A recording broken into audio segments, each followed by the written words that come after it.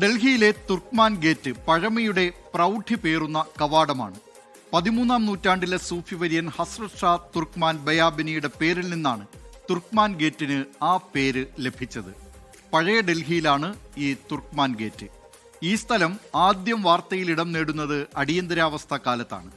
1976-ൽ ചേരി നിർമ്മാർജ്ജന നടപടികളുമായി അന്നത്തെ ഇന്ദിരാഗാന്ധി സർക്കാർ തുർക്ക്മാൻ ഗേറ്റിൽ നടത്തിയ കുടിയൊഴിപ്പിക്കൽ പോലീസ് വെടിവെപ്പിലായിരുന്നു കലാശിച്ചത്.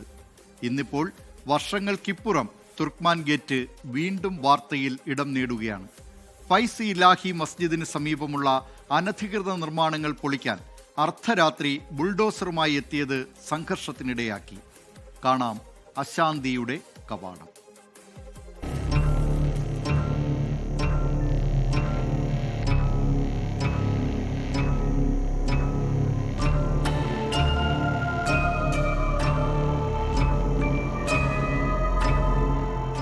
അടിയന്തരാവസ്ഥ കാലത്ത് ഡൽഹിയുടെ ചരിത്രത്തിലെ കറുത്ത അധ്യായങ്ങളിൽ ഒന്നാണ് തുർക്ക്മാൻ ഗേറ്റ് സംഭവം.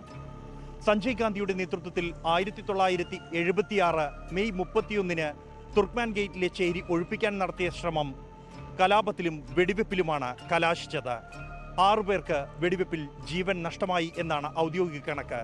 എന്നാൽ യഥാർത്ഥ കണക്കുകൾ അതിന്റെ ഇരട്ടിയിലേറെ വരും എന്ന് നാട്ടുകാർ സാക്ഷ്യപ്പെടുത്തുന്നു. ഇതേ സ്ഥലത്താണ് 50 വർഷങ്ങൾക്ക് ഇപ്പുറം അർദ്ധരാത്രി ഒഴിപ്പിക്കൽ നടപടി ഉണ്ടായിരിക്കുന്നത്.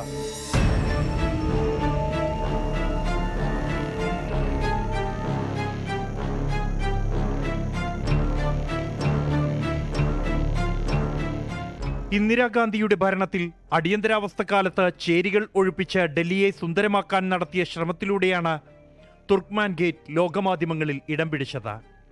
വീടുകൾ തകർക്കുന്നതിൽ പ്രതിഷേധിച്ച നാട്ടുകാരെ പോലീസ് വെടിവെച്ചുകൊന്ന അടിയന്തരാവസ്ഥയിലെ രാഷ്ട്രീയ അടിച്ചമർത്തലിന്റെയും പോലീസ് നരനായാട്ടിന്റെയും ഉത്തമ ഉദാഹരണമാണ് തുർക്ക്മാൻ ഗേറ്റ് സംഭവം. വെടിവെപ്പിൽ 20ഓളം പേർ അന്ന് കൊല്ലപ്പെട്ടതായാണ് അനൌദ്യോഗിക കണക്ക്. ഇന്ത്യൻ മാധ്യമങ്ങൾക്ക് കടുത്ത നിയന്ത്രണമുണ്ടായിരുന്ന അക്കാലത്ത് BBC അടക്കം വിദേശ മാധ്യമങ്ങളിലൂടെയാണ് വാർത്ത ലോകമറിഞ്ഞത്. അടിയന്തരാവസ്ഥയുടെ അരനൂറ്റാണ്ട് ആചരിക്കുമ്പോഴാണ് വീണ്ടും ഇതേയിടത്ത് ബുൾഡോസർ നടപടി. തുർക്ക്മാൻ ഗേറ്റിലെ ഫൈസി ഇലാഹി മസ്ജിദിനോട് ചേർന്നു നിൽക്കുന്ന കെട്ടിടങ്ങളാണ് പൊളിച്ചു നീക്കിയത്. ഡൽഹിയിൽ അതിശൈത്യം പ്രഖ്യാപിച്ച രാത്രിയിൽ പുലർച്ചെ 1:30 300 ജീവനക്കാർ 30 JCBകളുമായി പൊളിച്ചു നീക്കാനെത്തി. നിമിഷ നേരങ്ങൾ കൊണ്ട് പൊളിക്കൽ നടപടികൾ പൂർത്തിയാക്കി. നടപടിയിൽ ഇടപെടാൻ ഡൽഹി ഹൈക്കോടതി വിസമ്മതിച്ചതിന് തൊട്ടു പിന്നാലെയായിരുന്നു നീക്കം.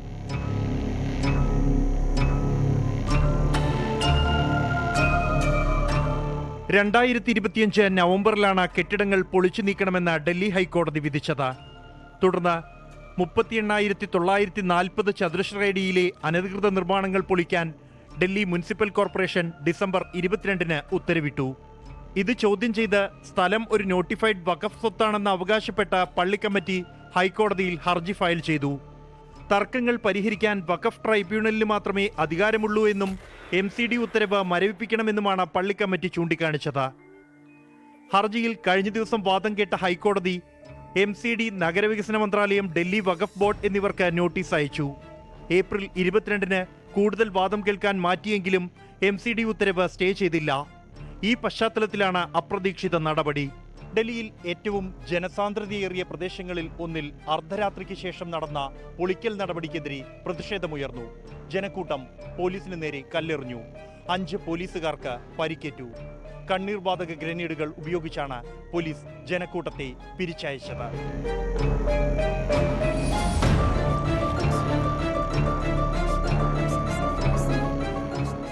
അർദ്ധരാത്രിയിലെ നടപടിക്കിടെ ജനക്കൂട്ടം പ്രതിഷേധിച്ചു. പോലീസിന് നേരെ വ്യാപകമായ കല്ലേറുണ്ടായി.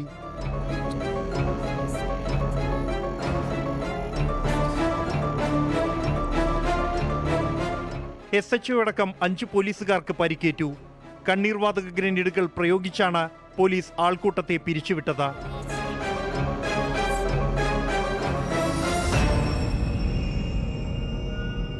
സംഭവത്തിൽ 10 പേരെ കസ്റ്റഡിയിലെടുത്തു. നിലവിൽ സ്ഥിതിഗതികൾ നിയന്ത്രണവിധേയമാണെന്നും മസ്ജിദിനോട് ചേർന്നുള്ള അനധികൃത നിർമ്മാണങ്ങൾ മാത്രമാണ് ഹൈക്കോടതി നിർദ്ദേശമനുസരിച്ച് പൊളിച്ചതെന്നും സെൻട്രൽ ഡൽഹി DCP നിതിൻ വത്സൻ. രാത്രി കുറച്ചുപേര് കല്ലെറിഞ്ഞു.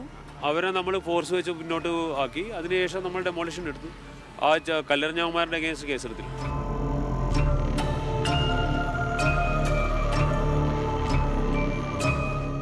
കോടതി ഉത്തരവ് അനുസരിക്കുക മാത്രമാണ് ഉണ്ടായതെന്നാണ് ഡൽഹി സർക്കാരിന്റെ വിശദീകരണം. അനധികൃത കയ്യേറ്റങ്ങൾ ഒഴിപ്പിക്കണമെന്നും എന്നാൽ ഒരു വിഭാഗത്തെ മാത്രം ലക്ഷ്യമിട്ടാണ് BJP ഭരണകൂടത്തിന്റെ നടപടിയെന്നും കോൺഗ്രസ് ആരോപിച്ചു. കർണാടകയിലെ യലഹങ്കയിലെ ബുൾഡോസർ നടപടി അടുത്തിടെ വലിയ പ്രതിഷേധങ്ങൾക്ക് വഴിവെച്ചിരുന്നു. ഹോർട്ടിക്കൾച്ചർ വകുപ്പിന്റെ കൈവശമുള്ള രാംലീല മൈതാനത്തിന്റെ ഭാഗമായ സ്ഥലത്താണ് കയ്യേറ്റമുണ്ടായതെന്നാണ് അധികൃതരുടെ വിശദീകരണം. കെട്ടിടത്തോട് ചേർന്നുണ്ടായിരുന്ന ഒരു ഡിസ്പെൻസറിയും കമ്മ്യൂണിറ്റി ഹാളും അടക്കമുള്ളവ പൂർണ്ണമായും തന്നെ പൊളിച്ചു നീക്കി. സംഘർഷ സാധ്യത കണക്കിലെടുത്ത് പ്രദേശത്ത് ശക്തമായ പോലീസ് വിന്യാസം ഏർപ്പെടുത്തിയിട്ടുണ്ട്. RPF-നൊപ്പം അർദ്ധസൈനികരെയും പ്രദേശത്ത് വിന്യസിച്ചിരിക്കുന്നു. അതീവ ജാഗ്രതയിലാണ് ഡൽഹി. മോഹൻകുമാറിനൊപ്പം ബൽറാം നെടുങ്ങാടി, 24 ഡൽഹി. ലോകത്തെവിടെയായാലും ഏത് സമയത്തും 24 വാർത്തകളും ഓഗ്മെന്റഡ് റിയാലിറ്റി പാക്കേജുകളും എക്സ്പ്ലെയിനറുകളും വിശദമായി കാണാൻ ഞങ്ങളുടെ യൂട്യൂബ് ചാനൽ നിങ്ങൾക്ക് സബ്സ്ക്രൈബ് ചെയ്യാം.